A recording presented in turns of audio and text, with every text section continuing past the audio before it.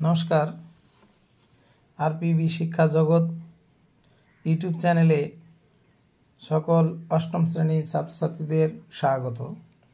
আজকে তোমাদের প্রান্তিকের বই অমৃতা লোকহ এই বইয়ের অহমিকা পিপীলিকা এই পড়াটি পড়ানো হচ্ছে। অহমিকা পিপীলিকা মানে হচ্ছে অহংকারযুক্তা পিপীলিকা, অহংকারযুক্তা একটি পিপীলিকা, এই পড়াটি পড়ানো হচ্ছে। তাহলে এখানে বলা হয়েছে গদাবরী তীরে একা পিপীলিকা অবসত। গদাবরী নদীর তীরে একটি পিপীলিকা বাস করত। তয়া সদৈব আত্মহংকারঃ অনুভূয়তে,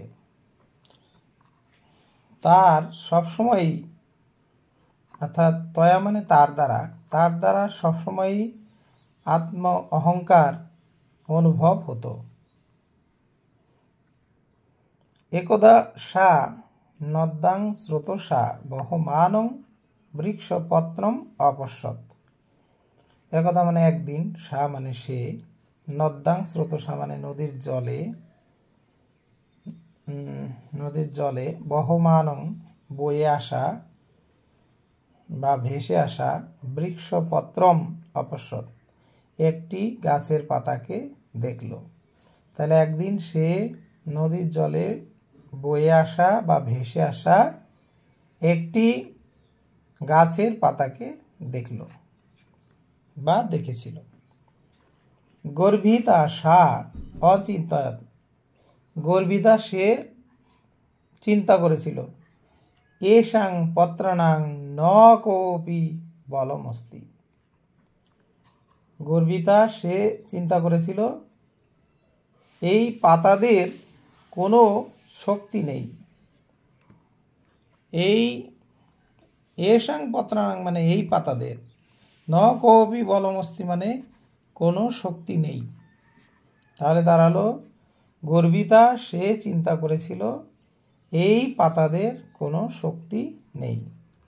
নদী স্রোতঃ তান যত্র নয়তি পত্রাণি অপি তত্র গচ্ছন্তি।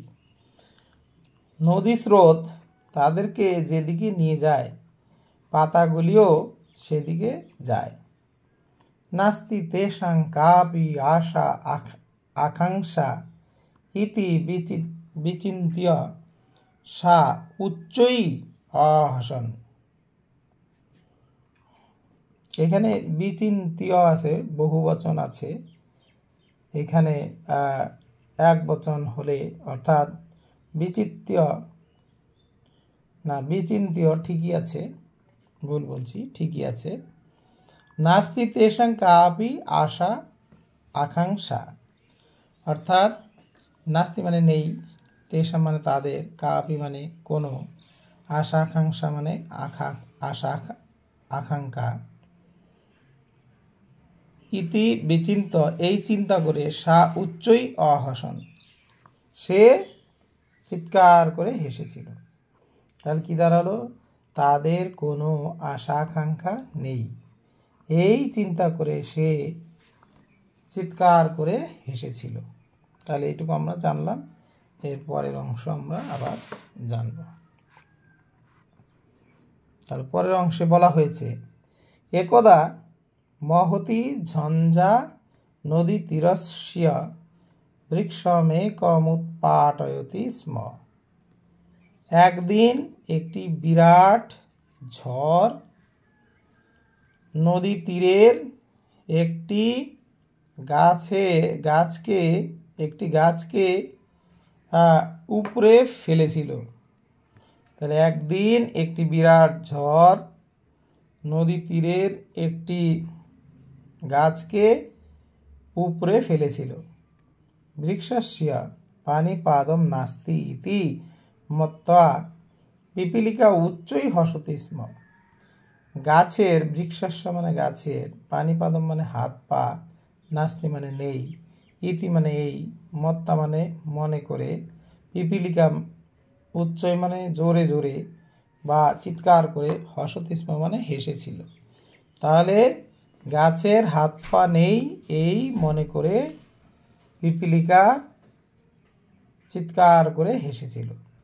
অকস্মাৎ বৃক্ষ মূলস্য মৃত্তিকয়া সহ পিপীলিকা অপি নদী জলে পততে স্ম। হঠাৎ বৃক্ষমূল মৃত্তিকয়া সহ এবং মাটি সহ বৃক্ষমূলের মাটি সহ পিপীলিকাও নদী জলে পতিত হয়েছিল। তাহলে কি বলা হলো? হঠাৎ বৃক্ষমূলের মৃত্তিকা সহ পিপীলিকাও নদী জলে পতিত হয়েছিল। সা আত্মরক্ষার্থম চেষ্টত। তাহলে হলো সে নিজেকে রক্ষার জন্য চেষ্টা করেছিল। অথ উপায়ন্তর নাস্তি ইতি চিন্ত্য সা নদ্যাং ভাসমানং পত্রম একম আশ্রয় রূপেণ গৃহীতবতী।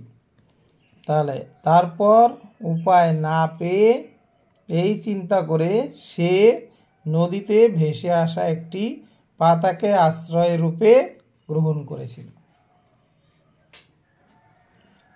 নদী স্রোতসা পত্রং কিয়ৎ দূরং গত্যৈব নদী তীরস্থেন তৃণগুচ্ছেন।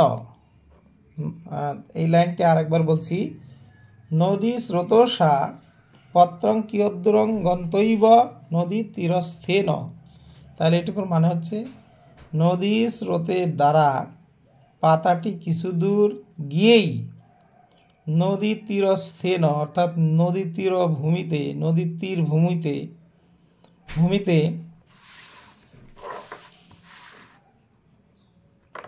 তৃণগুচ্ছেন আবদ্ধং জাতম।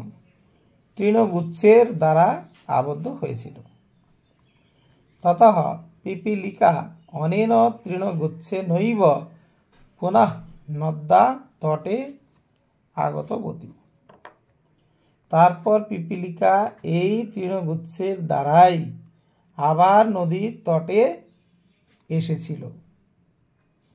কি বলা হলো? তারপর পিপীলিকা এই তৃণগুচ্ছের দ্বারাই পুনরায় নদী তটে এসেছিল।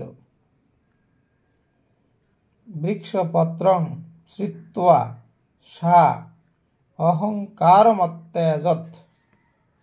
তাহলে এই বৃক্ষ পাতাটিকে স্মরণ করে সে অহংকার পরিত্যাগ করেছিল।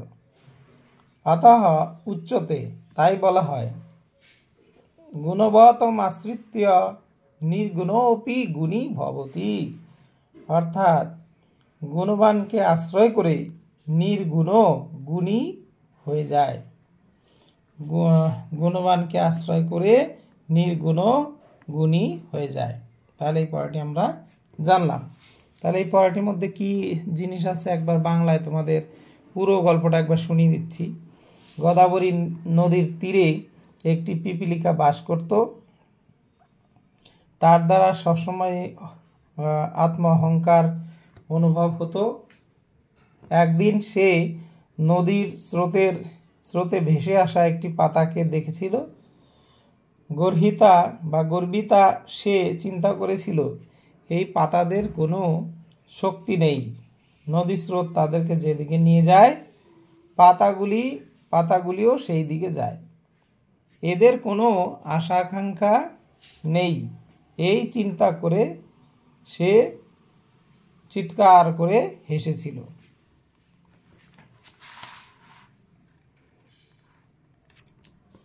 একদিন একটি বিরাট ঝড় নদী তীরের একটি গাছকে উপরে ফেলেছিল।